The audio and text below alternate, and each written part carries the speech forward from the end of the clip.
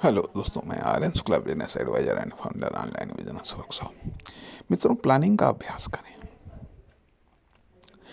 Planning का अभ्यास करें, प्लानिंग के बारे में सोचें, प्लानिंग को लेकर के कार्य करें अपने विभिन्न सेक्टर्स में प्लानिंग करें। अपने इकोनॉमिक सेक्टर में, अपने लाइफ में, अपने कॉमर्शियल सेक्टर में, फर्म, दुकान, कंपनी को लेकर के प्लानिंग करें करें और अपने दैनिक जीवन में भी प्रत्येक कार्य में प्लानिंग को शामिल करें।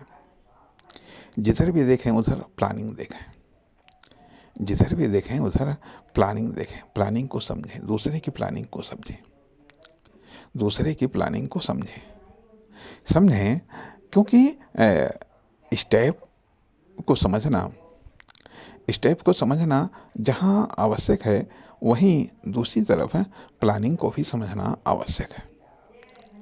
प्लानिंग को भी समझना आवश्यक है और प्लानिंग को क्रिएट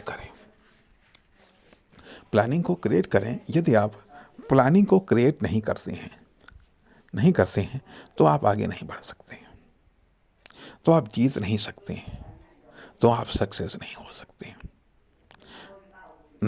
सकते हैं। इसलिए न केवल आपको कदम बढ़ाना आना चाहिए, बल्कि प्लानिंग के साथ कदम बढ़ाना आना चाहिए।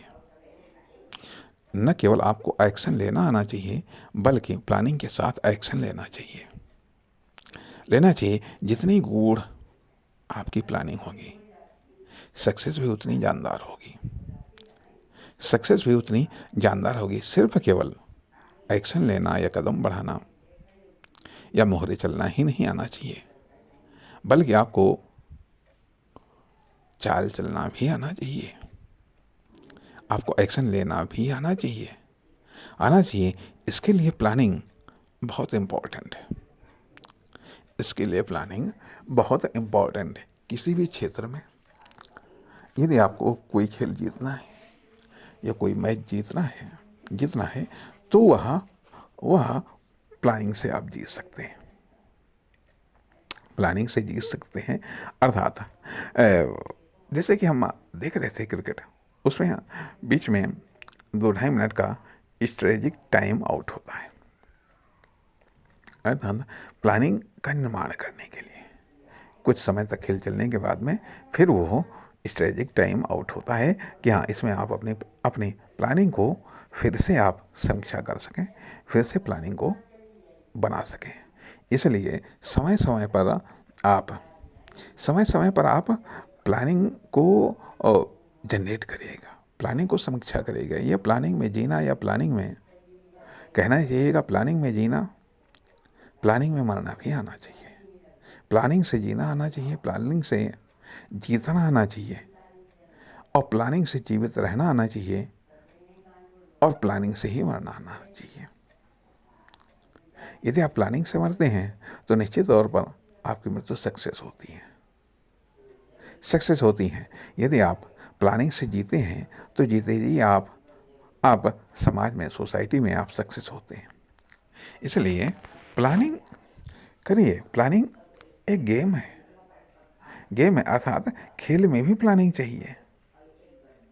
गेम भी आप प्लानिंग से जीत सकते हैं। जिसको प्लानिंग नहीं आई, मैं समझता हूँ कि वो सब कुछ होने के बावजूद भी उसको कुछ नहीं आया। प्लानिंग इम्पोर्टेंट, जितना इम्पोर्टेंट डिसिप्लिन है। अर्थात बताया गया कि प्लानिंग से तमाम सारी चीज़ें अपने आप में डेवलप होने लगती हैं। आप कह सकते हैं हमको प्लानिंग नहीं आता है। बेशक आपको प्लानिंग नहीं आता हम मानते हैं, हमें भी प्लानिंग नहीं आता है, लेकिन प्लानिंग की शुरुआत तो करनी आती है। प्लानिंग की शुरुआत किससे होती है? शुरुआत में टारगेट या उद्देश्य का भी निर्धारण करना नहीं आता है, लेकिन हम कुछ सोच तो सकते हैं, कुछ विचार तो कर सकते हैं, क्योंकि प्लानिंग माइंड रिलेटेड है। कुछ कल्पना तो कर सकते हैं। हम अपने जीवन को लेकर के, हम अपनी लाइफ को लेकर के, हम अपने इकोनॉमिक सेक्टर को लेकर के, हम अपने कॉमर्शियल सेक्टर को लेकर के, हम अपनी फर्म, दुकान, कंपनी को लेकर के हम मार्केट सोसाइटी को लेकर के, हम कस्टमर को लेकर के, हम सेल्स, मार्केटिंग, डेवलपमेंट, इन्वेस्टमेंट को लेकर के कुछ तो कल्पना कर सकते हैं। यदि हम कल्पना कर सकते हैं, यदि हम सोच सकते हैं, यदि हम सोच सकते हैं तो उन कल्पना के चित्रों का, सोचने में उत्पन्न विचारों का एक व्यवस्थित इस्तेमाल ही तो प्लानिंग है। जो आइडिया है, जो इन्फॉर्मेशंस हैं, उनका व्यवस्थित इस्तेमाल ही तो प्लानिंग है। जो हमारे पास में है या जो हमारे आसपास में है, जो भविष्य में होने वाला है, उसका एक व्यवस्थित या सार्थक या अधिकतम इस्तेमाल ही तो प्लानिंग है। प्लानिंग है। यदि वो भी हम न सोचें, यदि हम न सोचें तो ये भी सोचें, यदि मान लिया हम बैठे हैं, क्यों बैठे हैं? हम लेटे हैं तो क्यों लेटे हैं? पर्पज ही तलाश कर लें। हम पर्पज ही तलाश कर लें। यदि हम दुकान चला रहे हैं, क्यों चला रहे हैं? यदि हम इस चीज़ की दुकान चला रहे हैं, क्यों चला रहे हैं? आज यदि हमने 2 घंटा दुकान खोली, क्यों खोली? 8 घंटा खोली, क्यों खोली? इसको हम रिपीट कर रहे हैं तो क्यों रिपीट कर रहे हैं? क्यों रिपीट कर रहे हैं? उद्देश्य ही बढ़ा लो। उद्देश्य बढ़ा लो तो आपको ऐसा लगेगा अर्थात उद्देश्य को छानिए। जो आप निरुद्देश्य या जिसका उद्देश्य ही नहीं पता है और आप वो मोमेंट किए जा रहे हैं, जिस गतिविधि का आपको पर्पज ही नहीं पता, और वह गतिविधि आप दोहराए चले जा रहे हैं। तो आखिरकार क्यों दोहराए चले जा रहे हैं? जरा विचार करिएगा। आखिरकार अपनी गलतियों को ढूंढिएगा। चाहे पर्सनल लाइफ में आप गलतियां कर रहे हो, चाहे आप इकोनॉमिक सेक्टर में या कॉमर्शियल सेक्टर में, कम से कम इनमें से कौन सा सेक्टर आपके लिए मुख्य कौन है? प्राथमिकता आप पहले तो प्राथमिकताएं ही निर्धारित करिएगा कि क्या आपका ज़रूरी है, क्या आपके लिए नहीं ज़रूरी है, क्या आपको करना चाहिए, क्या आपको नहीं करना चाहिए, क्या सोचना चाहिए, क्या नहीं सोचना चाहिए, किस पर विचार करना चाहिए, किस पर विचार नहीं करना चाहिए। कुल मिलाकर के क्या आपको करना चाहिए, क्या आपको नहीं करना चाहिए। जो नहीं करना चाहिए उसको छोड़िएगा। जो करना चाहिए उसमें भी अब क्या करना चाहिए, तब क्या करना चाहिए, तब क्या करना चाहिए। इस प्रकार से पहले तो अपनी प्राथमिकताओं को स्पष्ट करिएगा, इम्पोर्टेंस को स्पष्ट करिएगा। आप ये कह सकते हैं कि प्राथमिकताएं तो समय के साथ बदलती रहती हैं, या कभी कभी प्राथमिकताएं चेंज होती रहती हैं। घंटे भर में भी चेंज हो जाती हैं, आधे घंटे में भी चेंज हो जाती हैं, सालों में भी चेंज हो जाती हैं। हाँ, बात सही है, क्योंकि कुशल प्लानर एक दिन में नहीं बनता आदमी। है, लेकिन जब वो प्लानिंग के तहत एक्शन लेने के लिए वो सोचता है कि अब जो कुछ भी हम एक्शन लेंगे वो प्लानिंग के तहत ही एक्शन लेंगे। तथा दूसरे क्या प्लान करते हैं, क्योंकि जो प्लानर नहीं है, हम प्लानिंग से जीत सकते हैं। अर्थात प्लानिंग एक सिस्टम,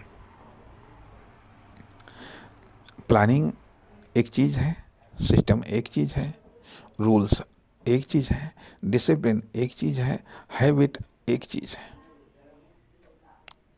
सब अपने आप में अलग अलग सी चीज़ें हैं, लेकिन इसके बावजूद इन सभी चीज़ों को समझना पड़ेगा, क्योंकि आपकी कुशल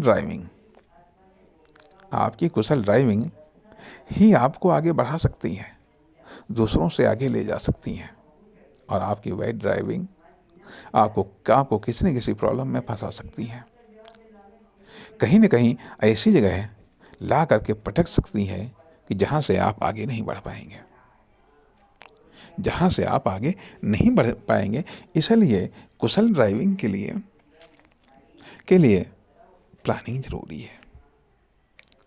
प्लानिंग ज़रूरी है, चाहे आप किसी फर्म दुकान कंपनी के ड्राइवर हों, चाहे आप किसी प्रोडक्ट या सर्विस के ड्राइवर हों, चाहे आप कॉमर्शियल सेक्टर के ड्राइवर हों, या फिर इकोनॉमिक सेक्टर के ड्राइवर हों, या फिर आप पर्सनल सेक्टर के ड्राइवर हों।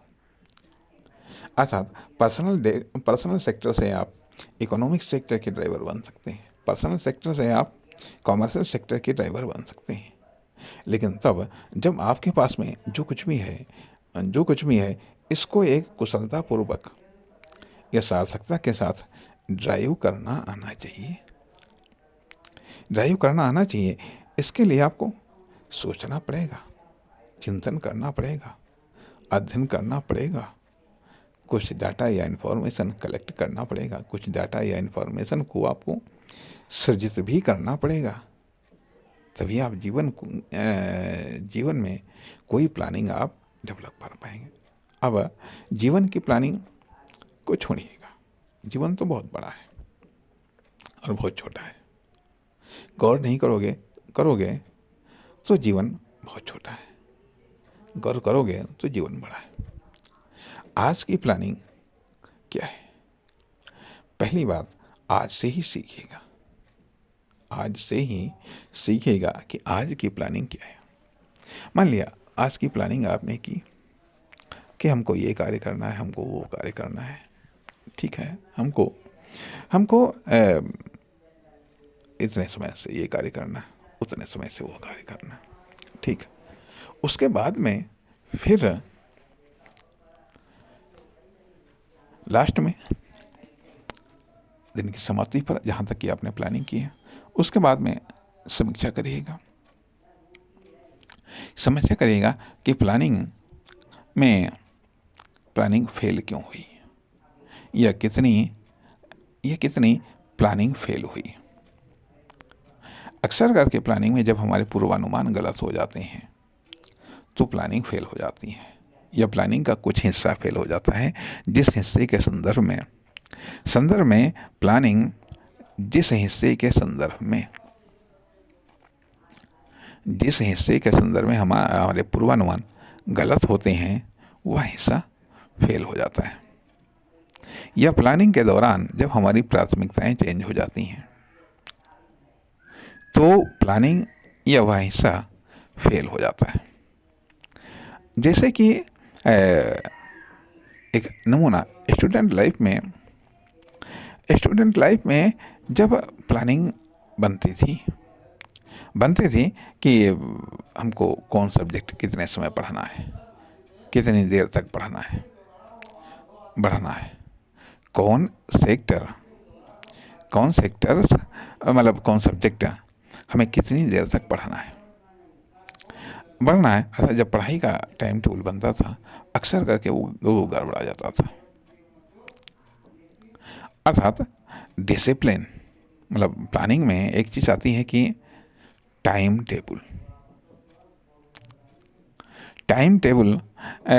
जरूरी है। अब वो गड़बड़ा जाता था। क्यों गड़बड़ा जाता था उसकी तो एक अलग बात है, क्योंकि कुछ अन्य कार्य आ जाते थे, अन्य डिस्टर्बेंस आ जाते थे या अन्य कुछ प्राथमिकताएं हो जाती थी, जिसके कारण वह टाइम टेबल, वह प्लानिंग गड़बड़ा हो जाती थी। खैर, तो अब यहाँ पर ये बात सामने आई कि प्लानिंग में टाइम बहुत इम्पोर्टेंट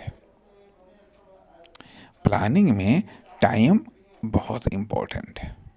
इसलिए सबसे पहले तो टाइम की ही प्लानिंग करनी है। एक फिक्स टाइम, एक संभावित टाइम। यदि आप फिक्स टाइम क्रिएट नहीं कर सकते हैं तो आप संभावित टाइम क्रिएट कर सकते हैं कि हाँ, यदि ये कार्य हमको करना है 2 घंटे में नहीं, लगभग 2 घंटे में हमको कंप्लीट करना है 2 घंटे से कम में कंप्लीट करना है। 2 घंटे से कम में कंप्लीट करना है, कितने कम में कंप्लीट हो जाएगा? एक होता है 2 घंटे में कंप्लीट करना, 2 घंटे में कंप्लीट करना, ये एक्यूरेट में निकलना बड़ा मुश्किल है। या तो कुछ कम निकलेगा या ज़्यादा निकलेगा। तो इसलिए यह जब मालूम है बिल्कुल एक्यूरेट नहीं हो सकता है, तो एक्यूरेट प्लानिंग हम न बनाएं। हम जो टाइम टेबल बनाएं, एक तो प्लानिंग में टाइम टेबल बनाना होता है। दूसरी चीज़ कि सक्सेस बनानी होती है।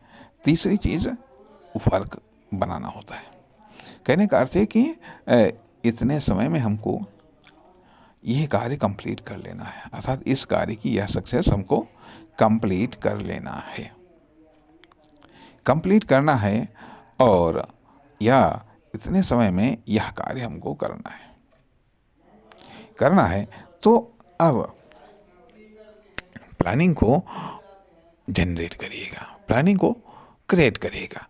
अब एक विद्यार्थी के पास में प्लानिंग, पढ़ाई को लेकर के प्लानिंग होती है, ठीक है। एक वर्कर के पास में कार्य को लेकर के प्लानिंग होती है। एक बिजनेस के मैन के पास में बिजनेस को लेकर के प्लानिंग होती है। सबके पास में कोई ना कोई प्लानिंग होती है, लेकिन फिर भी कुछ मज़ेदार प्लानिंग नहीं होती। साधारण प्लानिंग है, या कुछ खास प्लानिंग है, या स्पेशल प्लानिंग है। अर्थात प्लानिंग की मजबूती या प्लानिंग की पावर तो कब दिखाई देती है? जब कंपटीशन होता है, जब ट्रिपिकल हालात आते हैं, जब समस्याएं खड़ी होती हैं, जब समस्याएं आती हैं, तब प्लानिंग की मजबूती का एहसास होता है। तब प्लानिंग की ताकत का एहसास होता है, यह प्लानिंग की सार्थकता का एहसास होता है। इसलिए प्लानिंग करने की आदत डालिएगा, प्लानिंग करने की आदत को विकसित कीजिएगा। प्लानिंग एक रूटीन का हिस्सा होना चाहिए। दैनिक कार्य का प्रत्येक कार्य किसी न किसी प्लानिंग से जुड़ा होना चाहिए।